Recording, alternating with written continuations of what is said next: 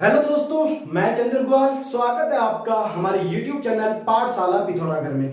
तो दोस्तों, आज बात करेंगे हम यहाँ पे उत्तराखंड और उत्तराखंड में पढ़ेंगे गोरखा शासन। सबसे पहले ध्यान दीजिएगा कि गोरखा शासन उत्तराखंड का सबसे दयनीय शासन माना जाता है दोस्तों, सबसे आक्रमण शासन माना जाता है, जिसके कारण हमारे आगामी एग्जामों में जितने भी एग्जाम होते हैं दोस्तों, उसमें एक दो क्वेश्चन हमसे कंटिन्यू पूछे जाते हैं। सबसे पहले एक बात ध्यान दीजिएगा कि गोरखाओं ने पहली बार उत्तराखंड में कहा आक्रमण किया, ये क्वेश्चन आप लोगों के लिए बनता है। तो देखिएगा यहाँ पे 1790 में पहली बार अमर सिंह थापा के नेतृत्व में गोरखा शासन क्या करती है, कुमाऊं पर आक्रमण करती है। और कुमाऊं का जो आक्रमण जो क्षेत्र है वो है आपका अल्मोड़ा। सबसे पहले ध्यान दीजिएगा दोस्तों, अल्मोड़ा में एक छोटे से युद्ध में 1790 में अमर सिंह थापा क्या करता है, कुमाऊं पर अधिकार कर लेता है दोस्तों।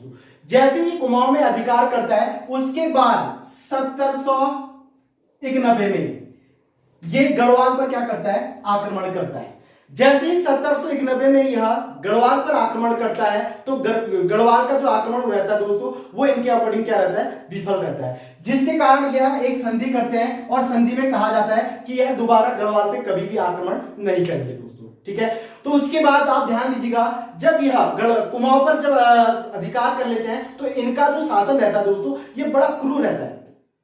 सबसे क्रूर जो शासन माना जाता है वो गोरखा शासन माना जाता है दोस्तों। ठीक है, उसके बाद 1803 में ध्यान दीजिएगा, 1803 में सबसे भयंकर आपदा आती है कहां, गढ़वाल क्षेत्र पे। और इसी का फायदा कौन उठाते हैं, गोरखा शासन। और गोरखा शासन जैसे इसका फायदा उठाते हैं, उसके बाद 1804 में यह क्या कर लेते हैं, यहां पे आक्रमण कर देते हैं, यानी कि युद्ध कर लेते हैं। युद्ध करते समय गढ़वाल का जो उस समय जो शासक होता है वो कौन होता है, आपका प्रद्युम्न शाह दोस्तों। ये आपको पता होना चाहिए। और प्रद्युम्न शाह सबसे बेटर जो शासक माना जाता है गढ़वाल का। यह अपनी प्रजा की रक्षा करता है, लेकिन किसी रूप से ये क्या हो जाता है, विफल हो जाता है दोस्तों। जैसे ये विफल होता है, उसके बाद विफल होने के बाद गोरखा शासक गढ़वाल में भी क्या कर लेती है, अधिकार कर लेती है दोस्तों। जैसे ही ये गढ़वाल और कुमाऊं पर अधिकार कर लेती है, तो उसके बाद यह अन्य रीजन से, मतलब कुमाऊं और गढ़वाल पर क्या करती है दोस्तों, ये अपना हुक्म चलाना स्टार्ट करती है। और हुक्म जब चलाती है तो दोस्तों ध्यान दीजिएगा कि यहाँ पे बहुत सारे रीजन पाए गए हैं। कभी कहा जाता है कि गोरखाओं का जो शासन रहा हुआ है वो बड़ा दुर्व्यवहार रहा हुआ है, क्योंकि ये सिर्फ अपने बल के प्रयोग में ही ये क्या करते थे, शासन करते थे दोस्तों। इनकी उसमें ना तो इनकी दिमागी कोई कार्य हो रखा है, ना कोई अच्छा कोई कार्य होता था दोस्तों। तो इसलिए ये बहुत ज्यादा परेशान हो गए थे, कुमाऊं और गढ़वाल की जितनी भी जनता थी, इनकी उसमें बहुत ज्यादा परेशान हो गए थे दोस्तों। जिसके कारण प्रद्युम्न शाह क्या करता है, यहाँ पे इनके साथ युद्ध करता, तो किसी रीजन से इनको बंदी बना लिया जाता है। तो प्रद्युम्न शाह का पुत्र होता है सुदर्शन शाह। तो सुदर्शन शाह 1815 में अंग्रेजी सेना को क्या कर देता है, आमंत्रित करता है दोस्तों। जब ये 1815 में अंग्रेजी सेनाओं को आमंत्रित करता है, बोलता है कि भाई यहाँ पे आप लोगों ने क्या करना है, गोरखाओं को हराना है, और यहाँ इसके बदले अगर आप जीत जाते हैं तो हम कुछ आपको जमीन देंगे यहाँ पे। तो कहा जाता है कि दोस्तों इनके बीच कुछ संधि हुई थी, तो इन संधि का भी कोई ज्यादा ब्यौरा नहीं दिया गया है। लेकिन 1815 में जैसे अंग्रेज सेना गढ़वाल पर जब गोरखाओं के विरुद्ध जब आक्रमण करती है, तो अंग्रेजी सेना पूरी रूप से सफल रहती है और गोरखा शासन को क्या कर देती है, गढ़वाल से हटा देती है दोस्तों। जब यह गढ़वाल से हट जाती है, तो यह सिर्फ कुमाऊं पर क्या करती है, अपना राज करती है।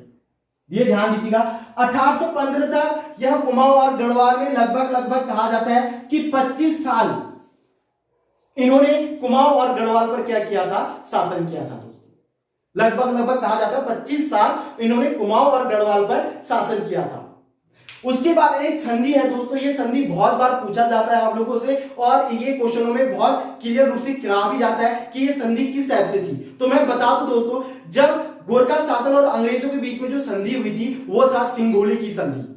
ये सिंगोली की संधि क्या थी दोस्तों, गोरखा शासनों को गढ़वाल और कुमाऊं से हटकर अपने नेपाल जाना होता है। तो ये संधि कुछ तो मान्य रहती दोस्तों, कुछ मानते हो और कुछ नहीं मानते हैं, और दोबारा यहां कुमाऊं पर अपना शासन करना स्टार्ट कर लेते हैं दोस्तों। लेकिन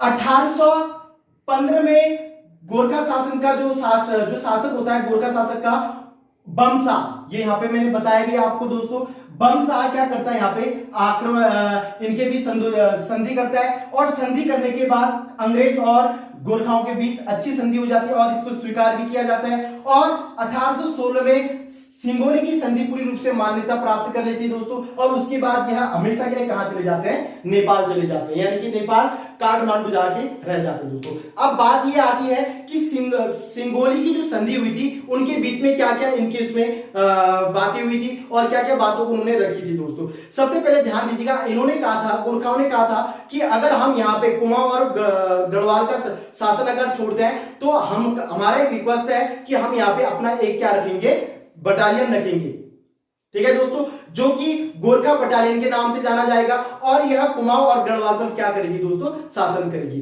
तो ये मान्यता, ये संधि मान्यता हो जाती है, और ब्रिटिश यानी कि अंग्रेजों की जो शर्त होती है वो बोलते कि भैया हमारी भी एक ब्रिटिश जो सेना होगी वह आपके काठमांडू यानी कि नेपाल पर क्या करेगी, शासन करेगी। तो ये दो संधि बहुत ज्यादा इंपॉर्टेंट है, और ये दोनों संधि के अकॉर्डिंग गोरखा अपनी क्या कहते हैं, ये संधि को स्वीकार कर लेते हैं, जिसके कारण 1815 और 16 के बाद यह कहां चले जाते हैं, नेपाल चले जाते हैं दोस्तों। अब यहां पे क्वेश्चन देखिएगा, जो ये क्वेश्चन पूछा जाता है कि सिंगोली की संधि के रीजन में क्या क्या हुआ था और इसके रीजन में क्या क्या कार्य हुए थे, ये इसके बारे में हम डिस्कस करेंगे दोस्तों। जैसे कि आपको पता है गोरखा ने कुमाऊं पर कब अधिकार किया, ये एक पॉइंट है दोस्तों, ये हमारे जितने भी एग्जामों में पूछे गए क्वेश्चन है उसी क्वेश्चनों को मैं यहाँ पे दोहरा रहा हूं ताकि आपके एग्जाम पे पेपरों में आ सके और इसको आप लोग बेटर रूप से बना सको। तो पहला क्वेश्चन था ये 2013 ग्रुप सी में पूछा गया क्वेश्चन है दोस्तों, ये समूह में कि गोरखा ने कुमाऊं पर कब शासन किया, तो मैंने आपको बताया था 1790 पे, यानी कि 1790 में गोरखाओं ने कुमाऊं पर क्या कर लिया था, अधिकार कर लिया था दोस्तों। उसके बाद मैंने बताया था 1791 में जो उन्होंने आक्रमण किया था गढ़वाल पे वो ज्यादा सक्सेस नहीं हो पाया, तो इसलिए ये दोबारा गढ़वाल में उन्होंने आक्रमण नहीं किया, और डायरेक्ट इन्होंने आक्रमण किया 1804 में, मैंने आपको बताया था प्रद्युम्न शाह के नेतृत्व में। और जब यह आक्रमण किया तो इस आक्रमण का जो नाम रखा गया था, युद्ध का नाम, वो रखा गया था खुड़बुड़ा का युद्ध। ये बहुत बार पूछा गया है कि 1804 में गोरखाओं और गढ़वाल के बीच में कौन सा युद्ध हुआ था, तो कौन सा युद्ध हुआ था दोस्तों, तो ये हुआ था खुड़बुड़ा का युद्ध। उसके बाद नेक्स्ट क्वेश्चन है आपका सिंगोली की संधि, ये मैंने आपको बता दिया 1815 में सिंगोली की संधि हुई थी दोस्तों।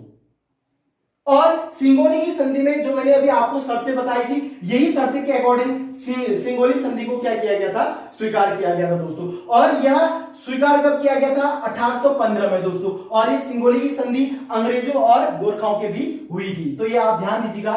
नेक्स्ट है गोरखा कुमाऊं पर कब आक्रमण किया, ये मैंने भी आपको बता दिया 1790 में। गोरखाओं ने पहली बार गढ़वाल पर कब आक्रमण किया, जैसे कि मैंने आपको बताया 1790 में जब गोरखा कुमाऊं पर शासन करती है, उसके बाद 1791 में ये डायरेक्ट गढ़वाल पर आक्रमण करती है। तो पहला आक्रमण अगर आपसे पूछा जाता है तो ये कब हुआ था दोस्तों, 1791 में, ये ध्यान दीजिएगा, ये पूछा भी जाता है बहुत बार, और ये आप लोग को क्लियर भी करना है कि 1791 में पहली बार गोरखाओं ने गढ़वाल पर आक्रमण किया था, और किसके नेतृत्व में किया था, तो ये किया था अमर सिंह थापा के नेतृत्व में दोस्तों, यह आपको पता होना चाहिए। उसके बाद है गोरखाओं के आक्रमण के समय कुमाऊं का शासक कौन था, यानी कि जब गोरखाओं ने कुमाऊं पर आक्रमण किया तो कुमाऊं का उस समय चंद्रवंश चलता था दोस्तों, तो चंद्रवंश का अंतिम शासक कौन था, तो वो था महेंद्र चंद।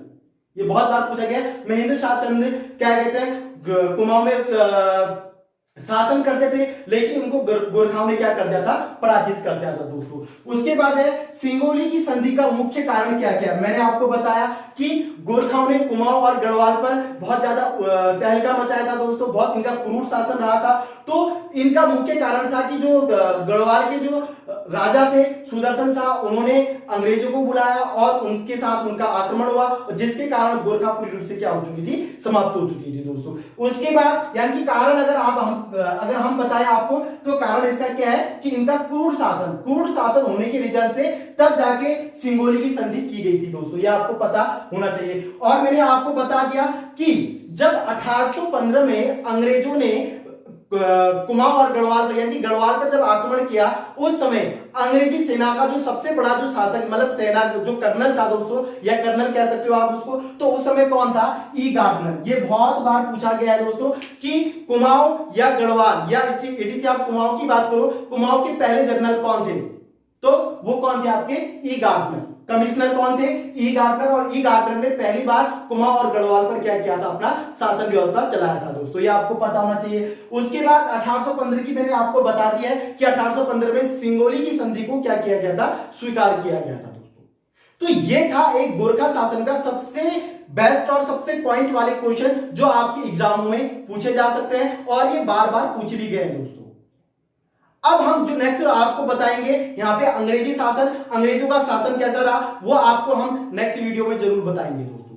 तो आप हमारी वीडियोस को कंटिन्यू देखिएगा ताकि आपको स्टेप बाय स्टेप पता चले कि कुमाऊं और गढ़वाल पे अंग्रेजी शासन कैसा रहा और गढ़वाली शासन कैसा रहा और आधे ऐतिहासिक काल मैंने जो आपको बताया उसकी सारी जानकारियां आपको मैंने डिटेल रूप से बता दी है। अगर आपको ये वीडियोस पसंद आता है तो आप हमारे चैनल को जल्दी से सब्सक्राइब कीजिएगा, लाइक करना तो बिल्कुल भी ना भूलिएगा ताकि हम थोड़ा सा मोटिवेट हो दोस्तों और अच्छे से अच्छे क्वेश्चन मैं आपको यहाँ पे प्रोवाइड करा सकूं। तो जय हिंद, जय भारत, जय उत्तराखंड।